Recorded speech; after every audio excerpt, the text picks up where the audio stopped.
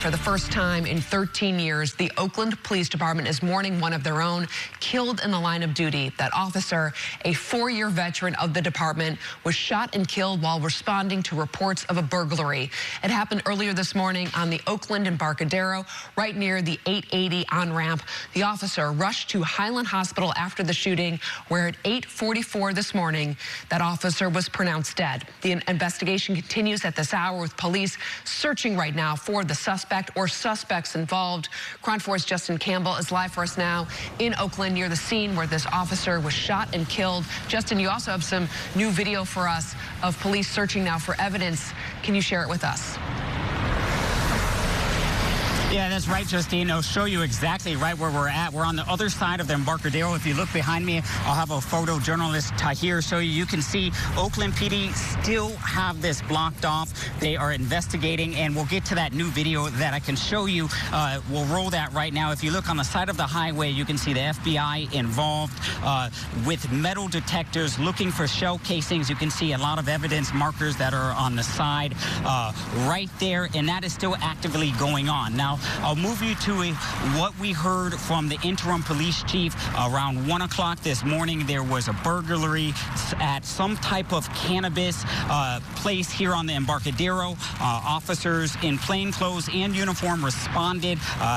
Then, shortly, a few hours later, another burglary at that same location. Now, what happened, what transpired then, there was an officer, this officer that was shot and killed. He was in plain clothes. What police are telling us, one of the suspects, they're not exactly sure how many suspects were there, but one of them fired multiple rounds at this officer, and then he was transported to the hospital, and that's where he later died. Take a listen to what we heard in that press conference earlier today. Tragically, at 8:44 in the morning, our officer succumbed to his injury. We have officers, including Oakland Police and Alameda County Sheriff Tactical Team, at the scene. We also called in additional officers to follow up on leads to apprehend those individuals involved. This senseless murder of a police officer, one of the guardians of our beautiful city, it will not stand. Oakland will work tirelessly with all of our law enforcement partners to find those responsible for this assault on our city and the killing of our officer. OPD has not released the name of the officer. He was a 4-year veteran of the force. They say his name, they will release that in the coming days. Right now, they're still notifying family members. And as far as suspects, Justine, I asked OPD when I was in that press conference, how many suspects are they looking for?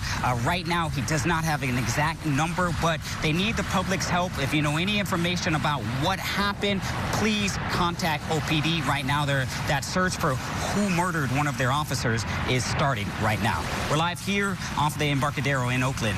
Justin Campbell, we'll send it back to you, Justine. Justin, did the interim police chief say anything about how they're searching for evidence? I'm assuming since it was some sort of cannabis dispensary, and your video that you just shared with us of the FBI searching, it shows from outside of a hotel that there must be some sort of security video or security cameras that captured what happened. Did the interim chief address that at all? He did. There is lots of video. They're not sharing that with us right now. But as you can see also in that video, along with video, the FBI is helping out. They have CHP, multiple law enforcement agencies that are involved in solving who is responsible for killing one of their officers. So I'm sure that will come into helping them solving this investigation. Justin Campbell live for us in Oakland. Thank you so much. There is reaction to the officer's death that is still coming in from all across the Bay Area and the state. The San Francisco Police Department, the police union, and sheriff's office all sharing their condolences on social media, saying they are praying for the Oakland Police Department. The Alameda County District Attorney, Pamela Price, calling today's deadly shooting, quote, a tremendous tragedy for our entire community and extremely traumatizing for our law enforcement partners across the county. The murder of this young officer is inexcusable. She went on to say, quote, "My office stands ready to prosecute whoever is responsible and hold them accountable for killing this officer." Today's shooting marks the 54th Oakland police officer to be killed in the line of duty. The last was in March of 2009 when 4 officers were killed by a wanted felon. Sergeant Mark Dunnican and Officer John Heggie were ambushed. The suspect in that shooting killed them both before barricading himself in a nearby apartment. Sergeants Irv Roman and Dan Sakai went in after the suspect. They were both shot dead. The suspect was eventually killed by police.